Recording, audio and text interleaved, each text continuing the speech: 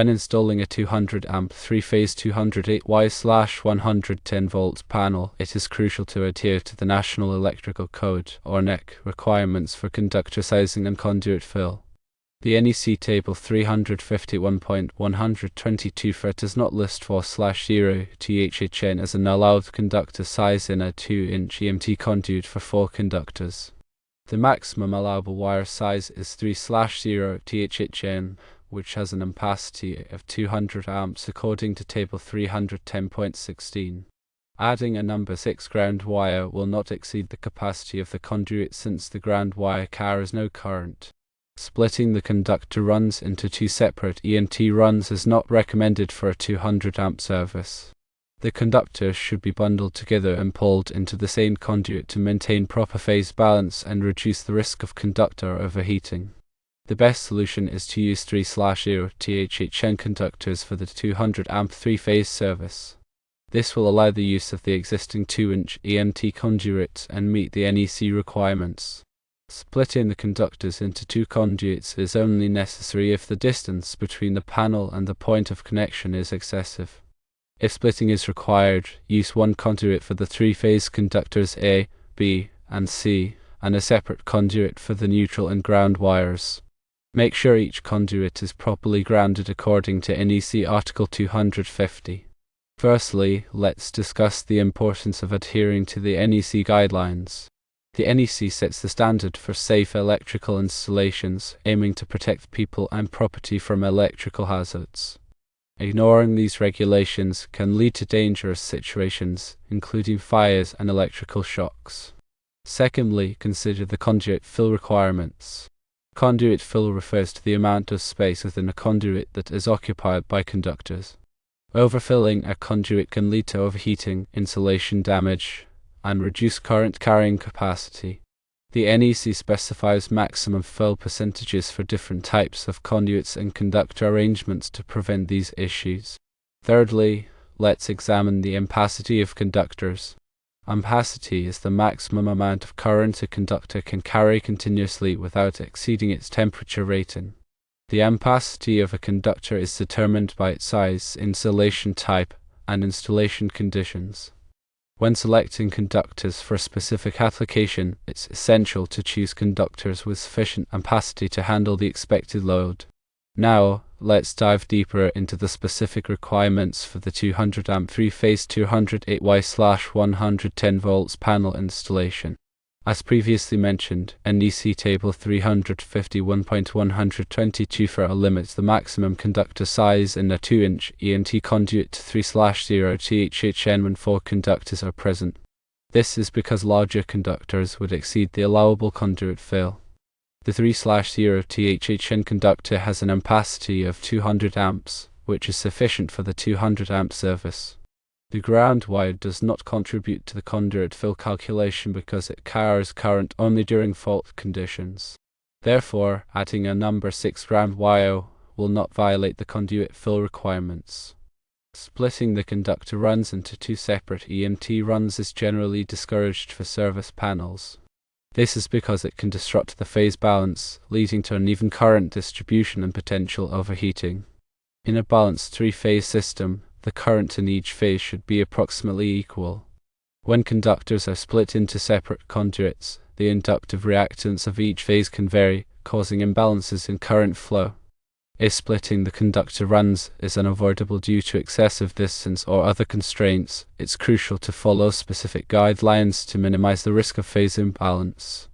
One approach is to run all 3-phase conductors A, B, and C in one conduit and the neutral and ground wires in a separate conduit. This helps to maintain a balanced configuration for the phase conductors. Additionally, ensure that both conduits are properly grounded according to NEC Article 250. Grounding provides a low impedance path for fault currents, protecting equipment and personnel from electrical hazards. To reiterate, the recommended solution is to use 3/0 THHN conductors within a single 2-inch EMT conduit for the 200 amp 3-phase service. This configuration complies with the NEC requirements and promotes a balanced and safe installation. Now, let's elaborate on why using 4/0 THHN is not permitted in this scenario. The NEC specifies maximum conduit fill percentages to ensure adequate ventilation and prevent overheating of conductors.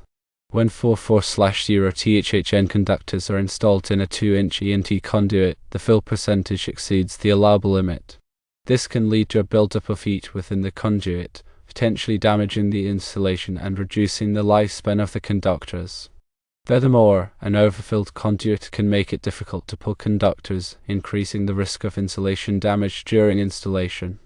In addition to conduit fill requirements, the NEC also addresses the dirtying of conductor ampacity when multiple current-carrying conductors are installed in the same conduit. When the number of current-carrying conductors exceeds 3, the ampacity of each conductor must be reduced to account for the increased heat generated within the conduit. This dirtying factor is specified in NEC Table 310.15 Cone. In the case of 4 current-carrying conductors, the ampacity of each conductor must be reduced to 80% of its original value. Therefore, if 4/0 THHN conductors were used, their ampacity would be reduced from 230 amps to 184 amps, which is insufficient for the 200 amp service.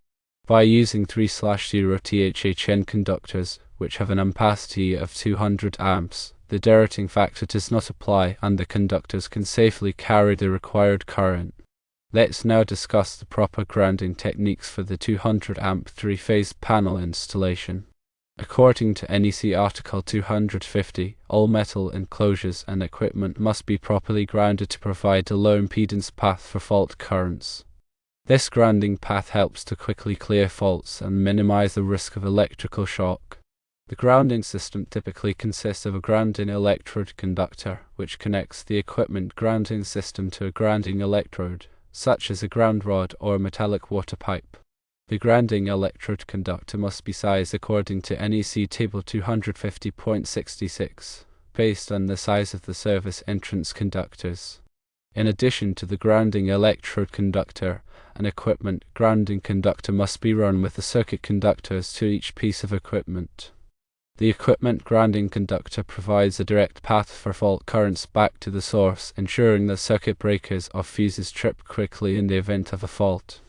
The equipment grounding conductor must be sized according to NEC Table 250.122, based on the size of the overcurrent protective device. It is important to note that the neutral conductor is not considered an equipment grounding conductor. The neutral conductor is a current-carrying conductor that provides a return path for normal load currents. The equipment grounding conductor is dedicated solely to carrying fault currents and should not be used for any other purpose. When installing the 200 amp 3-phase panel, it's crucial to ensure that all grounding connections are clean and tight. Loose or corroded grounding connections can impede the flow of fault currents, increasing the risk of electrical shock and equipment damage. It is also important to properly bond all metal enclosures and raceways together to create a continuous grounding path. Bonding ensures that all metal parts are at the same potential, minimizing the risk of voltage differences and electrical shock. Now, let's address some common questions and misconceptions regarding conduit fill and conductor sizing. Firstly, some individuals may believe that it is acceptable to exceed the conduit fill limits if the conductors are not fully loaded. However, this is not permitted by the NEC. The conduit fill limits are based on the maximum allowable heat dissipation within the conduit, regardless of the actual load on the conductors. Secondly, some individuals may believe that it is acceptable to use smaller conductors than required by the NEC if the load is not continuous. However, this is also not permitted. The NEC requires conductors to be sized based on the total calculated load, including both continuous and non-continuous loads. Thirdly, some individuals may believe that it is acceptable to use aluminum conductors instead of copper conductors to reduce the cost of the installation. While aluminum conductors are permitted by the NEC, they have a lower ampacity than copper conductors of the same size. Therefore, if aluminum conductors are used, they must be sized larger than copper conductors to carry the same amount of current.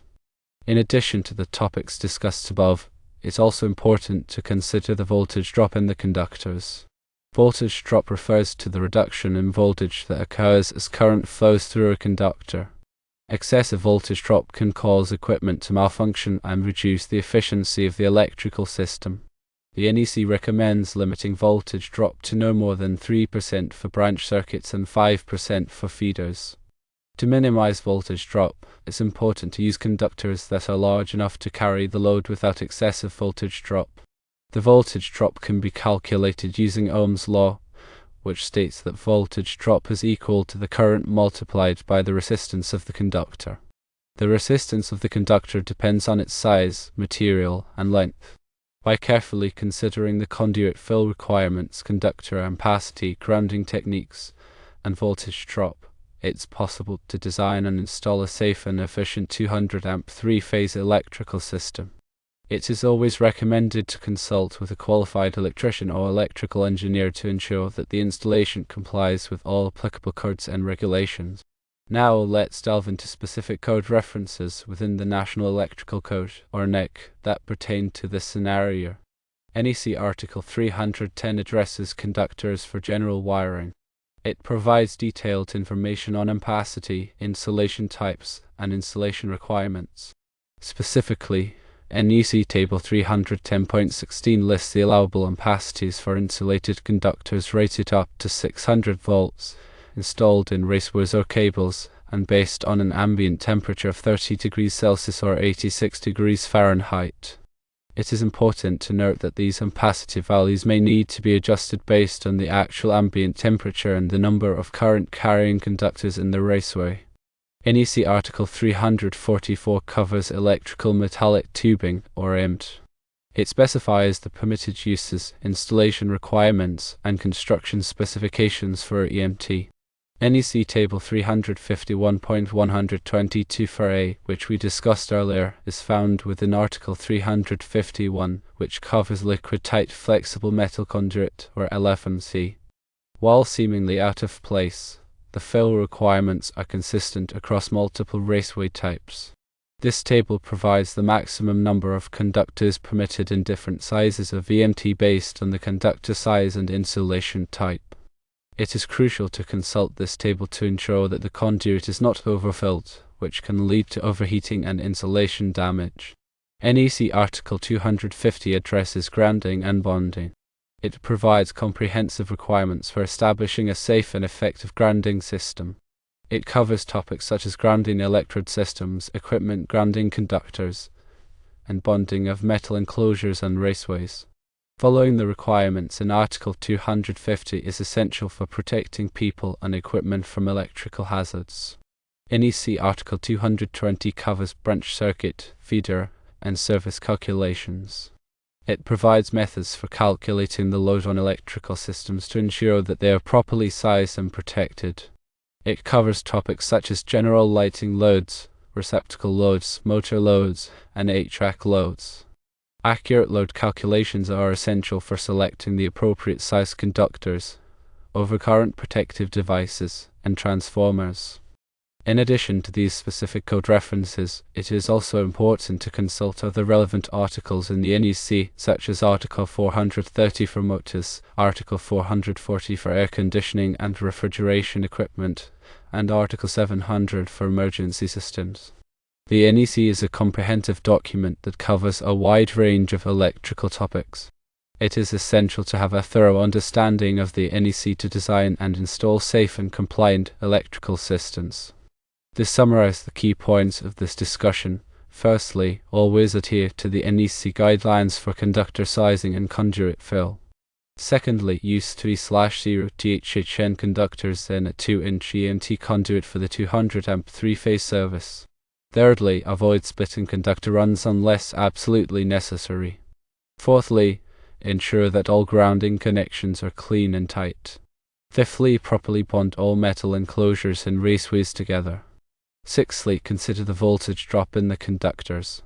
Seventhly, consult with a qualified electrician or electrical engineer. By following these guidelines, it is possible to install a safe and efficient 200 amp three-phase electrical system that complies with all applicable codes and regulations. Remember that electricity can be dangerous, and it is always best to err on the side of caution. If you are not comfortable working with electricity, it is best to hire a qualified professional to do the work.